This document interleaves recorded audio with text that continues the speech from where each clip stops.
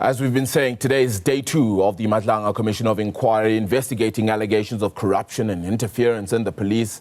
KZN Police Commissioner Nhlanhla Mkhwanazi is set to continue his testimony. Yesterday, Mkhwanazi told the commission that senior politicians and police were shielding criminal networks and even blocking probes.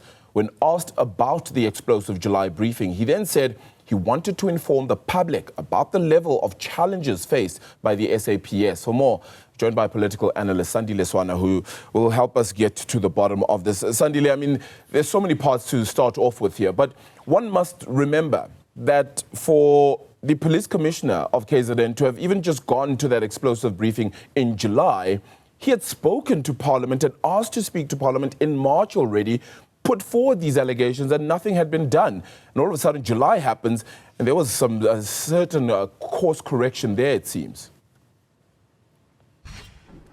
Thank you, Arabile, and good morning to your viewers. And also thank you to your reporters that spoke before I come on, because your own analysis is actually spot on. Let me just touch one point before we get deeper into the Mkhwanazi situation. In as far as I'm aware, as we speak, the regional president of the magistrates in KZN, Eric Nzimande, is in court for selling acting magisterial posts. In other words, lawyers would pay him in order to be appointed as magistrate. So I want to caution those who say the judiciary is not captured, the judiciary is innocent, that let's get off that high horse. And there are many others. We've seen the likes of Mbenenge and others. Let's move on. The phenomenon of politicians, elected leaders who represent us as citizens of the Republic of South Africa, who, when things go wrong, they get given reports by the Auditor General, they get given reports by management, all kinds of reports. And at times, and I've seen this, for 20 years, 25 years, one item is reported consistently, and the elected leaders, especially those of the African National Congress, do not take corrective action. As we see now with the report from Mkhunu, as you correctly quoted, that Moerane had already advised Willis Mkhunu before what to do. This young Mkhunu, instead of correcting malfeasance in the police, has joined it and made it worse. So this is the situation that we're in. And the problem here is not just the individuals and the names of people. It is the system of justice that is collapsing, because where we're headed for like the other African countries, such as the DRC, of private armies. Because if I cannot get justice, I might as well organize my own gang to go and get justice for myself.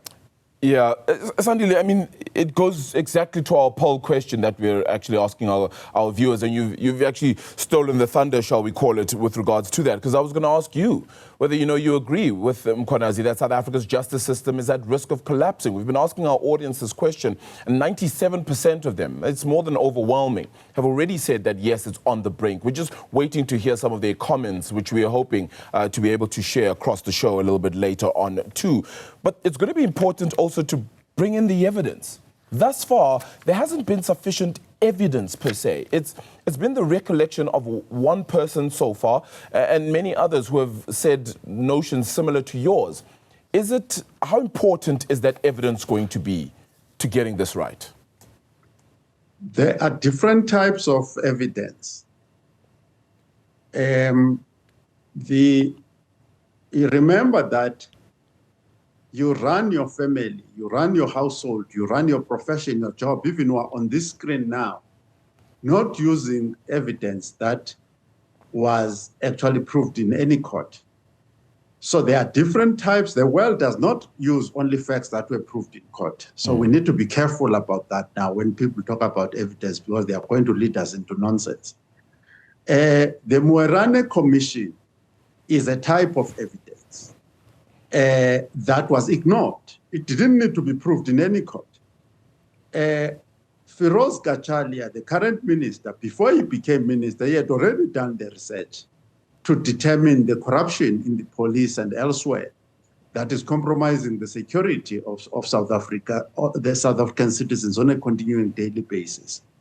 There is that type of evidence that comes from operations, that comes from the Auditor General, that comes from all kinds of sources. That evidence is relevant. And there are international benchmark studies that show that South Africa as a republic has become more of a mafia state.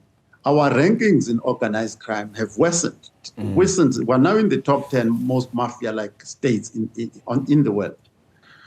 Now, the other evidence, we must not run away from the facts that there are telephone records here of certain individuals. There are ballistic records.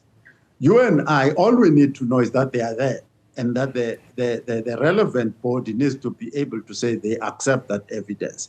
But you cannot say there's no evidence when we can take your telephone records and show that you are a minister of the state and you are in communication with criminals about dockets, about operations of the police, and you say we need evidence. I think that becomes dishonest at a certain point. Well, then, does that not go to the other side of the MK's case, which they're now pleading with in the Pretoria High Court with regards to doing away with this commission entirely, and that they should actually have read what this commission is about and understood that? Because if they did, then they'd understand that this is absolutely necessary. Do you feel like that is perhaps missed by some who aren't agreeing fully with having this commission? Oh, thank you, Arabile.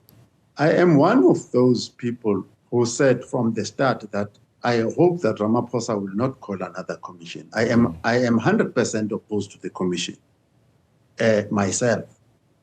For instance, if you look at the report from Qantas, that when these dockets were taken to Sibia's office or under Sibia's control, some of the investigators there, the detectives there, checked and found that some of the dockets were ready for prosecution. And Sibia had arrested the dockets and kept them there. So what needs a commission to say these dockets that are ready for prosecution and arrest and prosecution? We don't need a commission for that. In the normal course of business, those dockets should proceed. In the normal course of business, the misconduct by Sibia should be processed through the code of conduct of the police and the relevant laws and the relevant code of conduct for all public servants.